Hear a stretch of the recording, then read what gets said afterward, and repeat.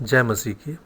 यह हमारी बाइबल अध्ययन श्रृंखला का 21वां वीडियो है और इसमें हम लोग निर्गमन उसके 28 से 31 अध्याय तक मनन करेंगे।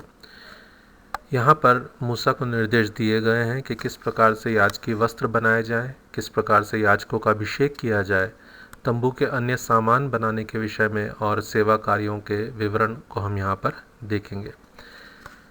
इससे पहले कि हम इस अध्ययन में जाएं, हम अपनी बाइबल में इन अध्यायों को पढ़ें और परमेश्वर से प्रार्थना करें कि वह अपने समझ और बुद्धि से हमें परिपूर्ण करे और इन वचन के भेदों को हम पर प्रकट करें। निर्गमन 28 से 31 में जिन मुख्य बातों को हम देखेंगे वे हैं महायाजक के वस्त्र, हारून के पुत्रों के वस्त्र, हारून और उसके पुत्रों का याजक पद के लिए अभिषेक, दैनिक भेंट की विधि, धूप वेदी के निर्माण के निर्देश, प्राणों के प्रायश्चित के रुपए का ठहराया जाना, पीतल की हौदी के बनाए जाने के निर्देश, अभिषेक का तेल और पवित्र सुगंध द्रव्य बनाए जाने के निर्देश, निवास स्थान के लिए कारीगरों का नियुक्त किया जाना और सप्त या विश्राम दिन का मानना, और साथ ही अंत में पत्थर की तख्तियों का परमेश्वर के द्वारा मूसा को दिया जाना। 28वें अध्याय में हम देखते हैं कि परमेश्वर मूसा से कहता है, फिर तू इजरायलियों में से अपने भाई हारून और नादाब, अबीहू, एलियाजर और ईतामार नामक उसके पुत्रों को अपने समीप ले आना कि वे मेरे लिए याजक का काम करें। और तू अपने भाई हारून के लिए वैभव और शोभा के निमित्त पवित्र वस्त्र बनवाना। और जितनों के हृदय में बुद्धि है, जिनको मैंने बुद्धि देने वाली आत्मा से परिपूर्ण किया है, उनको तू हारून के वस्त्र बनाने की आज्ञा दे कि वह मेरे निमित्त याजक का काम करने के लिए पवित्र बने। और जो वस्त्र उन्हें बनाने होंगे वे ये हैं, अर्थात सीनाबंद या चपरास, एपोद, एपोद का बागा, चार खाने का अंगरखा, पगड़ी और कमरबंद। और वे सोने और नीले और बैंगनी और लाल रंग का और सूक्ष्म सनी का कपड़ा लें। वे एपोद को सोने और नीले, बैंगनी और लाल रंग के कपड़े का और बटी हुई सूक्ष्म सनी के कपड़े का बनाएं, जो कि निपुण कढ़ाई के काम करने वाले के हाथ का काम हो। वह इस तरह से जोड़ा जाए कि उसके दोनों कंधों के सिरे आपस में मिले रहें, और एपोद पर जो काढ़ा हुआ पटुका होगा उसकी बनावट उसी के समान हो, और वे दोनों बिना जोड़ के हों, और सोने और नीले, बैंगनी और लाल रंग वाले और बटी हुई सूक्ष्म सनी वाले कपड़े के हों। फिर 2 सुलैमानी मणि लेकर उन पर इज़राइल के पुत्रों के नाम खुदवाना। उनके नामों में से 6 एक मणि पर और 6 शेष नाम दूसरे मणि पर इज़राइल के पुत्रों की उत्पत्ति के अनुसार खुदवाना। तो जो उनका जन्म का क्रम था उसके क्रम के अनुसार उनके नाम इन मणियों पर खुदवाए जाने थे। और इन मणियों को सोने के खानों में जुड़वा देना और दोनों मणियों को एपोद के कंधों पर लगवाना। वे इज़राइलियों को स्मरण दिलाने वाले मणि ठहरेंगे, अर्थात हारून उनके नाम यहोवा के आगे अपने दोनों कंधों पर स्मरण के लिए लगाए रहे। फिर सोने के खाने बनवाना और डोरियों के समान गुंधे हुए 2 जंजीर चोखे सोने के बनवाना और गुथे हुए जंजीरों को उन खानों में जड़वाना। फिर न्याय की चपरास को भी कढ़ाई के काम का बनवाना, एपोद के समान सोने और नीले, बैंगनी और लाल रंग के और बटी हुई सूक्ष्म सनी के कपड़े की उसे बनवाना। वह चौकोर और दोहरी हो, मतलब अपने ऊपर ही फोल्ड करी हुई हो, और उसकी लंबाई और चौड़ाई 1 बित्ते की हो, और उसमें 4 पंक्ति मणि जड़ना। पहली पंक्ति में तो माणिक्य, पद्मराग और लाड़ली, दूसरी पंक्ति में मरकत, नीलमणि और हीरा, तीसरी पंक्ति में लशम, सूर्यकांत और नीलम, और चौथी पंक्ति में फिरोजा, सुलेमानी मणि और यशब हो। ये सब सोने के खानों में जड़े जाएं, और इज़राइल के पुत्रों के जितने नाम हैं उतने मणि हों, अर्थात उसके नामों की गिनती के अनुसार 12 नाम खुदे। 12 गोत्रों में से एक एक का नाम एक एक मणि पर ऐसे खुदे जैसे छापा खोदा जाता है। फिर चपरास पर डोरियों के समान गुंथे हुए चोखे सोने की जंजीर लगवाना, और चपरास में सोने की 2 कड़ियाँ लगवाना, और दोनों कड़ियों को चपरास के दोनों सिरों पर लगवाना, और सोने के दोनों गुंथी जंजीरों को उन दोनों कड़ियों में जो चपरास के सिरों पर होंगी लगवाना। और गुंथे हुए दोनों जंजीरों के दोनों बाकी सिरों को दोनों खानों में जुड़वा कर एपोद के दोनों कंधों के बंधनों पर उसके सामने लगवाना। फिर सोने की 2 और कड़ियाँ बनवाकर चपरास के दोनों सिरों पर उसकी उस कोर पर जो एपोद के भीतर की ओर होगी लगवाना। फिर उनके सिवाय सोने की 2 और कड़ियाँ बनवाकर एपोद के दोनों कंधों पर के बंधनों पर नीचे से उसके सामने और उसके जोड़ के पास एपोद के काढ़े हुए पट्टे के ऊपर लगवाना। और चपरास अपनी कड़ियों के द्वारा एपोद की कड़ियों में नीले फीते से बांधी जाए। इस रीति वह एपोद के काढ़े हुए पट्टे पर बनी रहे और चपरास एपोद पर से अलग न होने पाए। जब जब हारून पवित्र स्थान में प्रवेश करे तब तब वह न्याय की चपरास पर अपने हृदय के ऊपर इजरायलियों के नामों को लगाए रहे, जिससे यहोवा के सामने उनका स्मरण नित्य रहे। और तू न्याय की चपरास में उरीम और तुम्मीम को रखना, और जब जब हारून यहोवा के सामने आए तब तब वे उसके हृदय के ऊपर हों। इस प्रकार हारून इजरायलियों के लिए यहोवा के न्याय को अपने हृदय के ऊपर नित्य लगाए रहे। फिर एपोद के बागे को संपूर्ण नीले रंग का बनवाना। उसकी बनावट ऐसी हो कि उसके बीच में सिर डालने के लिए छेद हो और उस छेद के चारों ओर बख्तर के छेद किसी एक बुनी हुई कोर हो कि वह फटने न पाए। उसके नीचे वाले घेरे में चारों ओर नीले, बैंगनी और लाल रंग के कपड़े के अनार बनवाना और उसके बीच बीच चारों ओर सोने की घंटियाँ लगवाना, अर्थात एक सोने की घंटी और एक अनार, फिर एक सोने की घंटी और एक अनार। इसी रीति से बागे के नीचे वाले घेरे में चारों ओर ऐसी ही हो। और हारून उस बागे को सेवा टहल करते समय पहना करे कि जब जब वह पवित्र स्थान के भीतर जाए यहोवा के सामने और यह बाहर निकले तब तब उसका शब्द सुनाई दे, नहीं तो वह मर जाएगा।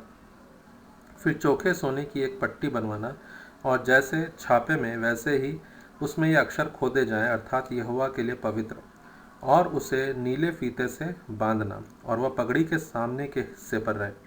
वह हारून के माथे पर रहे, इसलिए कि इजरायली जो कुछ पवित्र ठहराए, अर्थात जितनी पवित्र वस्तुएं भेंट में चढ़ावे, उन पवित्र वस्तुओं का दोष हारून उठाए रहे और वह नित्य उसके माथे पर रहे, जिससे यहोवा प्रसन्न रहे। फिर अंगरखे को सूक्ष्म सनी के कपड़े का 4 खाने वाला बनवाना और एक पगड़ी भी सूक्ष्म सनी के कपड़े की बनवाना और बेल बूटे की कढ़ाई का काम किया हुआ एक कमरबंद भी बनवाना। फिर आगे हम पढ़ते हैं किस प्रकार हारून के पुत्रों के वस्त्र बनाए गए। और जो वस्त्र बनाए गए वे थे उनके लिए अंगरखे, कमरबंद, टोपियाँ और जांघिया। और जांघिया हारून और उसके चारों पुत्रों के लिए बनवाई गई। और इन वस्त्रों को पहनाने के बाद ही परमेश्वर ने कहा कि हारून और उसके पुत्रों का संस्कार किया जाए, अभिषेक किया जाए याजक पद के लिए। और जांघिया परमेश्वर ने इसलिए बनवाई कि उनसे उनका तन ढका रहे। और जब जब हारून या उसके पुत्र मिलाप वाले तंबू में प्रवेश करें या पवित्र स्थान में सेवा टहल करने को वेदी के पास जाएं, तब तब वे उन जांघियों को पहने रहें, न हो कि वे पापी ठहरें और मर जाएं। यह हारून के लिए और उसके बाद उसके वंश के लिए सदा की विधि ठहरे। इसके बाद 29वें अध्याय के अंदर हम देखते हैं कि परमेश्वर ने मूसा को निर्देश दिए किस प्रकार से हारून और उसके पुत्रों का याजक पद के लिए अभिषेक किया जाए। और परमेश्वर ने कहा कि उन्हें पवित्र करने को जो काम तुझे उनके साथ करना है कि वे मेरे लिए याजक का काम करें, वह यह है। तो यहाँ पर जो जो सामान परमेश्वर ने लाने के लिए कहा है वह है एक निर्दोष बछड़ा जो कि पाप बलि के लिए होगा, दो निर्दोष मेढ़े जिनमें से एक होम बलि के लिए और दूसरा संस्कार के लिए होगा, और अन्न बलि के लिए एक टोकरी जिसमें अखमीरी रोटी होगी, तेल से सने हुए अखमीरी फुलके होंगे और तेल से चुपड़ी हुई अखमीरी पपड़ियाँ होंगी, और ये सब चीज़ें गेहूं के मैदे से बनी हुई होंगी। फिर परमेश्वर ने कहा कि इन सब चीज़ों को लेकर हारून और उसके पुत्रों को मिलाप वाले तंबू के द्वार के समीप ले आकर पहले जल से नहलाना है। तब उन वस्त्रों को लेकर हारून को अंगरखा और एपोद का बागा पहनाना और एपोद और चपरास बांधना और एपोद का काढ़ा हुआ पट्टा भी बांधना और उसके सिर पर पगड़ी को रखना और पगड़ी पर पवित्र मुकुट को रखना तब अभिषेक का तेल ले उसके सिर पर डालकर उसका अभिषेक करना। फिर उसके पुत्रों को समीप ले आकर उनको अंगरखे पहनाना और उनके ऊपर उनके अर्थात हारून और उसके पुत्रों की कमर बांधना और उनके सिर पर टोपियां रखना, जिससे याजक के पद पर सदा उनका हक रहे। इस प्रकार हारून और उसके पुत्रों का संस्कार करना। तब बछड़े को मिलाप वाले तंबू के सामने समीप ले आना। हारून और उसके पुत्र बछड़े के सिर पर अपने अपने हाथ रखें। तब उस बछड़े को यहोवा के सम्मुख मिलाप वाले तंबू के द्वार पर बलि करना और बछड़े के लहू में से कुछ लेकर अपनी उंगली से वेदी के सींगों पर लगाना और शेष सब लहू को वेदी के पाए पर उंडेल देना। और जिस चर्बी से आंतड़ियाँ ढपी रहती हैं और जो झिल्ली कलेजे के ऊपर होती है, उनको और दोनों गुर्दों को उनके ऊपर की चर्बी समेत सबको वेदी पर जलाना, परंतु बछड़े का मांस और खाल और गोबर छावनी से बाहर आग में जला देना, क्योंकि यह पाप बलि होगा। फिर एक मेढ़ा लेना और हारून और उसके पुत्र उसके सिर पर अपने अपने हाथ रखें। तब उस मेढ़े को बलि करना और उसका लहू लेकर वेदी पर चारों ओर छिड़कना। तब उस मेढ़े को टुकड़े टुकड़े काटना और उसकी आंतड़ियों और पैरों को धोकर उसके टुकड़ों और सिर के ऊपर रखना और उस पूरे मेढ़े को वेदी पर जलाना। वह तो यहोवा के लिए होम बलि होगा, वह सुखदायक सुगंध और यहोवा के लिए हवन होगा। फिर दूसरे मेढ़े को लेना और हारून और उसके पुत्र उसके सिर पर अपने हाथ रखें। तब उस मेढ़े को बलि करना और उसके लहू में से कुछ लेकर हारून और उसके पुत्रों के दाहिने कान के सिरे पर और उनके दाहिने हाथ और दाहिने पांव के अंगूठों पर लगाना और लहू को वेदी पर चारों ओर छिड़क देना। फिर वेदी पर के लहू और अभिषेक के तेल इन दोनों में से कुछ कुछ लेकर हारून और उसके वस्त्रों पर और उसके पुत्रों और उनके वस्त्रों पर भी छिड़क देना। तब वह अपने वस्त्रों समेत और उसके पुत्र भी अपने वस्त्रों समेत पवित्र हो जाएंगे।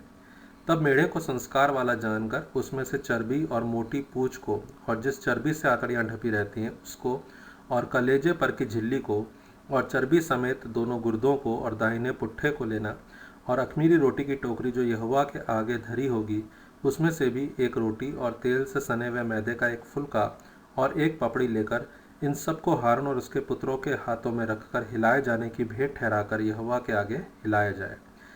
तब उन वस्तुओं को उनके हाथों से लेकर होमबलि की वेदी पर जला देना, जिससे वह यहोवा के सामने सुखदायक सुगंध ठहरे। वह यहोवा के लिए हवन होगा।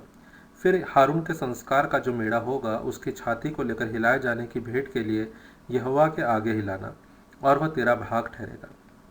और हारून और उसके पुत्रों के संस्कार का जो मेढ़ा होगा उसमें से हिलाए जाने वाली भेंट वाली छाती जो हिलाई जाएगी और उठाए जाने का भेंट वाला पुट्ठा जो उठाया जाएगा, उन दोनों को पवित्र ठहराना। और ये सदा की विधि की रीति पर इजरायलियों की ओर से उसका और उसके पुत्रों का भाग ठहरे, क्योंकि ये उठाए जाने की भेंटें ठहरी हैं और यह इजरायलियों की ओर से उनके मेल बलियों में से यहोवा के लिए उठाए जाने की भेंट होगी। हारून के जो पवित्र वस्त्र होंगे वह उसके बाद उसके बेटे पोतों आदि को मिलते रहे, जिससे उन्हीं को पहने हुए उनका अभिषेक और संस्कार किया जाए। उसके पुत्रों में से जो उसके स्थान पर याजक होगा, वह जब पवित्र स्थान में सेवा टहल करने को मिलाप वाले तंबू में पहले आए तब उन वस्त्रों को 7 दिन तक पहने रहे। फिर याजक के संस्कार का जो मेढ़ा होगा उसे लेकर उसका मांस किसी पवित्र स्थान में पकाना। तब हारून अपने पुत्रों समेत उस मिलाप वाले तंबू के द्वार पर खाए। जिन पदार्थों से उनका संस्कार और उन्हें पवित्र करने के लिए प्रायश्चित किया जाएगा उनको वे खाएं, परंतु पराये कुल का कोई उन्हें न खाने पाए, क्योंकि वे पवित्र होंगे। यदि संस्कार वाले मांस या रोटी में से कुछ सवेरे तक बचा रहे तो उस बचे हुए को आग में जलाना, वह खाया न जाए, क्योंकि वह पवित्र होगा। मैंने जो तुझे आज्ञा दी है उन सबों के अनुसार तू हारून और उसके पुत्रों से करना और 7 दिन तक उनका संस्कार करते रहना, अर्थात पाप बलि का एक बछड़ा प्रायश्चित के लिए प्रतिदिन चढ़ाना, वेदी को भी प्रायश्चित करने के समय शुद्ध करना और उसे पवित्र करने के लिए उसका अभिषेक करना। 7 दिन तक वेदी के लिए प्रायश्चित करके उसे पवित्र करना और वेदी परम पवित्र ठहरेगी और जो कुछ उससे छू जाएगा वह भी पवित्र हो जाएगा। फिर आगे हम देखते हैं 29 अध्याय के 38वें पद से कि जो तुझे वेदी पर नित्य चढ़ाना होगा वह यह है, प्रतिदिन 1-1 वर्ष के 2 भेड़ के बच्चे तो दो बच्चे हैं, एक को भोर के समय जब सूर्य उदय होने के समय या उसके पहले थोड़ी बहुत रोशनी हो जाती है उस समय पर, और दूसरा गोधूली के समय जब सूर्य अस्त होने पर थोड़ी बहुत रोशनी रह जाती है, उस समय पर एक एक एक भेड़ के बच्चे को चढ़ाना है। और उनके साथ में हीन का चौथाई तेल लेना है और उस तेल से सना हुआ एपा का 10वां भाग मैदा लेना है। और फिर अर्घ के लिए 1/4 हीन दाख मधु लेना है। और जो यहाँ पर नाप दिया हुआ है, 1/4 हीन ये लगभग 1 लीटर होता है, और एपा 10 किलो होता है, तो 10वां भाग एपा मतलब 1 किलो। तो 1 किलो मैदे को 1 लीटर तेल से सना करके अन्न बलि के लिए देना है, और 1 लीटर दाख मधु को भी अर्घ के लिए देना। ये नित्य होम बलि थी जो परमेश्वर ने ठहराई थी, और इसके विषय में ही हम दानियल की पुस्तक में पढ़ते हैं कि जब नित्य होम बलि बंद की जाएगी, तो वहाँ पर यही होम बलि के विषय में लिखा हुआ है, जो इजरायलियों को रोज़ परमेश्वर के आगे सुबह और शाम को चढ़ानी रहती थी। परमेश्वर आगे कहता है कि तुम्हारी पीढ़ी से पीढ़ी में यहोवा के आगे मिलाप वाले तंबू के द्वार पर नित्य ऐसा ही होम बलि हुआ करे। यह वह स्थान है जिसमें मैं तुम लोगों से इसलिए मिला करूँगा कि तुझ से बातें करूँ। मैं इजरायलियों से वहीं मिला करूँगा, और वह तंबू मेरे तेज से पवित्र किया जाएगा। और मैं मिलाप वाले तंबू और वेदी को पवित्र करूँगा, और हारून और उसके पुत्रों को भी पवित्र करूँगा कि वे मेरे लिए याजक का काम करें। और मैं इजरायलियों के मध्य निवास करूँगा और उनका परमेश्वर ठहरूँगा। तब वे जान लेंगे कि मैं यहोवा उनका परमेश्वर हूँ, जो उनको मिस्र देश से इसलिए निकाल ले आया कि उनके मध्य निवास करूँ। मैं ही उनका परमेश्वर यहोवा हूँ। फिर 30वें अध्याय के अंदर हम देखते हैं कि परमेश्वर धूप वेदी बनाने के लिए निर्देश देता है, और वह कहता है कि धूप जलाने के लिए बबूल की लकड़ी की एक वेदी बनाना, और उसकी लंबाई 1 हाथ और चौड़ाई 1 हाथ की हो, अर्थात वह चौकोर बने, और उसकी ऊंचाई 2 हाथ की हो, और उसके सींग उसी टुकड़े से बनाए जाए। और वेदी के ऊपर वाले पल्ले और चारों ओर के बाजुओं और सींगों को चोखे सोने से मढ़ना, और उसके चारों ओर सोने की एक बाड़ बनाना, और उसकी बाड़ के नीचे उसके आमने सामने के दोनों पल्लों पर सोने के 2-2 कड़े बनाकर उसके दोनों ओर लगाना। वे उसके उठाने के डंडों के खानों का काम देंगे। डंडों को बबूल की लकड़ी के बनाकर उनको सोने से मढ़ना, और तू उसको उस पर्दे के आगे रखना जो साक्षी पत्र के संदूक के सामने है, अर्थात प्रायश्चित वाले ढकने के आगे जो साक्षी पत्र के ऊपर है। वही मैं तुझसे मिला करूँगा। और उसी वेदी पर हारून सुगंधित धूप जलाया करे। प्रतिदिन भोर को जब वह दीपक को ठीक करे तब वह धूप जलाए, और गोधूली के समय जब हारून दीपक को जलाए तब धूप जलाया करे।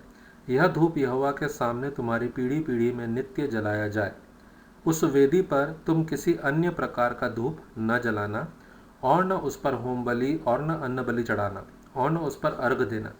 हारून वर्ष में एक बार उसके सींगों पर प्रायश्चित करे, और तुम्हारी पीढ़ी पीढ़ी में वर्ष में एक बार प्रायश्चित के पाप बलि के लहू से उस पर प्रायश्चित किया जाए। यह यहोवा के लिए परम पवित्र है। फिर आगे 11वीं आयत से हम देखते हैं कि परमेश्वर ने लोगों के प्राणों के प्रायश्चित के लिए कुछ ठहराया, और उसने मूसा से कहा कि जब तू इजरायलियों की गिनती लेने लगे तब गिनने के समय जिनकी गिनती हुई हो वे अपने अपने प्राणों के लिए यहोवा को प्रायश्चित दें, जिससे जब तू उनकी गिनती कर रहा हो उस समय कोई विपत्ति उन पर न आ पड़े। जितने लोग गिने जाएं वे पवित्र स्थान के शेकेल के अनुसार आधा शेकेल दें। यह शेकेल 20 गेरा का होता है। यहोवा की भेंट आधा शेकेल हो। 20 वर्ष के या उससे अधिक अवस्था के जितने गिने जाएं उनमें से एक एक जन यहोवा को भेंट दे। जब तुम्हारे प्राणों के प्रायश्चित के निमित्त यहोवा की भेंट अर्पित की जाए तब न तो धनी लोग आधे शेकेल से अधिक दें, और न दरिद्र लोग उससे कम दें। और तो इजरायलियों से प्रायश्चित का रुपया लेकर मिलाप वाले तंबू के काम में लगाना, जिससे वह यहोवा के सम्मुख इजरायलियों के स्मरणार्थ चिन्ह ठहरे, और उनके प्राणों का प्रायश्चित भी हो। तो यहाँ पे जो शेकेल और गेरा के नाप दे रखे हैं, तो एक शेकेल 20 गेरा का होता है और इसका वज़न लगभग 12 ग्राम के आसपास होता है। तो यहाँ पे जो मांगा गया है परमेश्वर के द्वारा वह है आधा शेकेल, जो है 10 गेरा, और हमारे आज के नाप के हिसाब से ये लगभग 6 ग्राम का रहेगा। तो जो रुपया यहाँ पर मांगा गया है, उस रुपए के लिए जो शब्द है इब्रानी भाषा में कैसेफ, तो वह भी सेम उसी तरीके से जैसे आज हम रुपये को हिंदी में यूज़ करते हैं। तो रुपया शब्द जो है वो संस्कृत के रूपा से बना, जिसका अर्थ होता है चांदी। वैसे ही कैसेफ का अर्थ जो है वो पैसे भी है और चांदी भी है। तो यहाँ पे जो परमेश्वर ने मांगा है वह है आधा शेकेल चांदी, मतलब 6 ग्राम चांदी एक व्यक्ति की छुड़ौती के लिए। और जो ठहराई गई लिमिट है, इसके अंदर जो अमीर है वो इससे ज़्यादा नहीं दे सकते और जो गरीब है वो उससे कम नहीं दे सकते। मतलब हर एक को 6 ग्राम चांदी मंदिर के नाप के या मंदिर में चलने वाला जो शेकेल है उसके हिसाब से देनी है। फिर परमेश्वर ने आगे पीतल की एक हौदी बनाने के निर्देश दिए। वो किस प्रकार की होगी, उसका आकार प्रकार कैसा होगा, साइज़ क्या होगा, ये सब कुछ परमेश्वर ने नहीं बताया है। सिर्फ ये बताया है कि वो धोने के काम के लिए रहेगी और वो पीतल की बनेगी और उसका पाया भी पीतल का ही बनेगा और उसे मिलाप वाले तंबू और वेदी के बीच में रखना है। और उसमें जब भी वेदी के पास या मिलाप वाले तंबू में हारून या उसके पुत्र जाए तो वे अपने हाथ और पैर धो करके प्रवेश करें और ये पीढ़ी से पीढ़ी तक सदा की विधि ठहरे।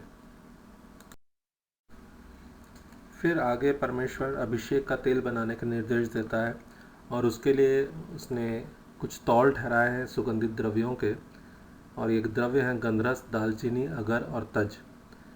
और जो तौल उसने ठहराए वह है 500 शेकेल अर्थात 6 किलो गंधरस, जो अपने आप से निकला हुआ है।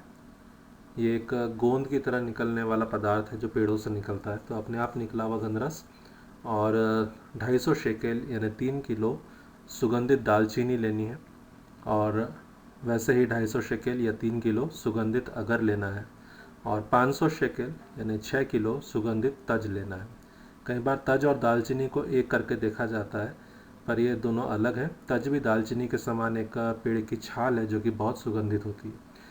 तो ये सब चीज़ों को लेना है, इनको बारीक पीसना है और साथ ही जैतून का तेल लेना है जो कि एक ही लगभग 4 लीटर के आसपास होगा, और फिर इनको मिलाकर गंधी की रीति से अभिषेक का पवित्र तेल बनाने के लिए परमेश्वर ने कहा है।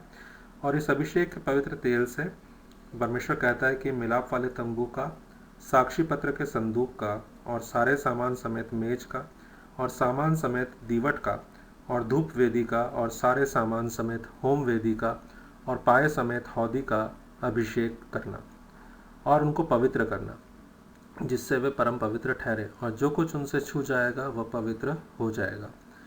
फिर हारून का उसके पुत्रों के साथ अभिषेक करना और इस प्रकार उन्हें मेरे लिए याजक का काम करने के लिए पवित्र करना और इजरायलियों को मेरी यह आज्ञा सुनाना, यह तेल तुम्हारी पीढ़ी पीढ़ी में मेरे लिए पवित्र अभिषेक का तेल होगा। यह किसी मनुष्य की देह पर न डाला जाए और मिलावट में उसके समान और कुछ न बनाना। यह पवित्र है, यह तुम्हारे लिए भी पवित्र होगा।